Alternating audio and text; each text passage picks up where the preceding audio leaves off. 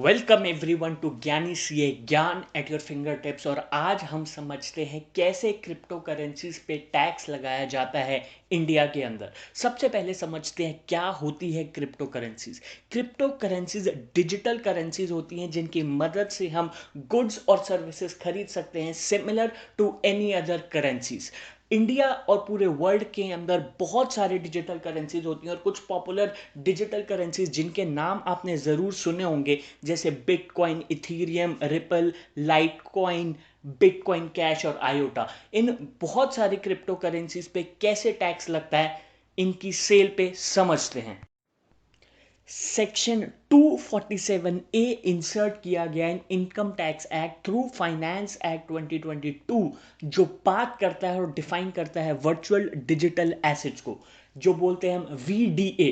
Virtual digital assets में include होता है कोई भी इंफॉर्मेशन, कोई भी कोड, कोई भी नंबर, कोई भी टोकन जो जनरेट किया जाए थ्रू क्रिप्टोग्राफिक मीन्स। और इस VDA की डेफिनेशन में इंक्लूड कर लिया गया है सारी की सारी वर्चुअल करेंसीज को, क्रिप्टो करेंसीज को, गेमिंग टोकन्स को और नॉन फंजिबल टोकन्स। अब कोई भी क्रिप्टो करेंसी जैसे बिटकॉइन, इथीरियम, लाइटकॉइन, आयोटा, वो क्लासिफाई किया जाता है virtual digital asset as per section 247A of income tax act. तो उस केस के अंदर टैक्स लग जाता है अब सेक्शन 115BBH के हिसाब से एट 30%। एक बार समझते हैं कैसे ये टैक्स लगेगा। एग्जांपल समझते हैं, आपने एक बिटकॉइन खरीदा जिसकी कॉस्ट थी 1 लाख रुपए और आपने उसको बेच दिया 1 जुलाई 2022 के बाद लेट से 2 लाख रुपए का। तो जो आपको गेन होगा, टैक्स हमेशा गेन पे लगता है, तो जो आपको 1 लाख रुपए का गेन होगा उसके ऊपर डायरेक्ट 30% का टैक्स आपको इनकम टैक्स डिपार्टमेंट को देना पड़ेगा as per new taxation on crypto currency.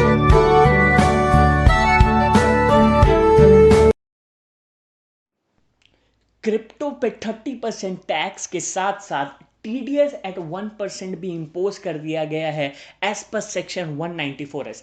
समझते हैं ये सेक्शन क्या कहता है। लेट सपोज अगर आप सेलर हैं कोई भी क्रिप्टो करेंसी के, फॉर एग्जांपल बिटकॉइन, और आप अपना बिटकॉइन 2 लाख रुपीस में बेचते हैं, तो जो भी आपका बायर होगा, जो भी इंटरमीडिएरी होगी, लेट सपोज आप बेचते हैं कॉइन बेस या बाइनेंस या crypto.com पे, 2 लाख का जो आप अपना बिटकॉइन बेचेंगे, तो जो बायर होगा वो 2 लाख तो देगा, बट सिर्फ 99% आपको मिलेगा और बाकी जो 1% है वो बायर की रिस्पॉन्सिबिलिटी है कि वो इनकम टैक्स डिपार्टमेंट को ये जमा करवाए TDS के चालान भर के।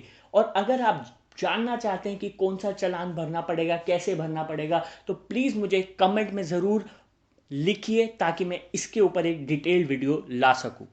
चलिए समझते हैं कब TDS से आपको एग्जेम्पशन मिल सकती है सेक्शन 194S से। तो अगर कोई भी इंडिविजुअल या HUF बायर होगा और जो भी क्रिप्टो करेंसी की सेल हो रही है वो 50,000 से नीचे होगी, तो उस केस में कोई भी TDS नहीं कटेगा।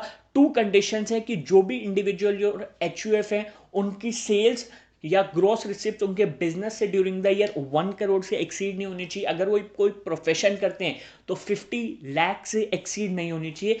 इंडिविजुअल और HUF के अलावा कोई और बायर है तो उस केस के अंदर 10,000 से ज्यादा क्रिप्टो की वैल्यू नहीं होनी चाहिए। अगर उससे ज्यादा है तो TDS लगेगा, अदरवाइज कोई भी TDS नहीं लगेगा। तो और डिटेल में क्रिप्टो करेंसी की टैक्सेशन में जानने के लिए प्लीज मुझे कमेंट में जरूर लिखें।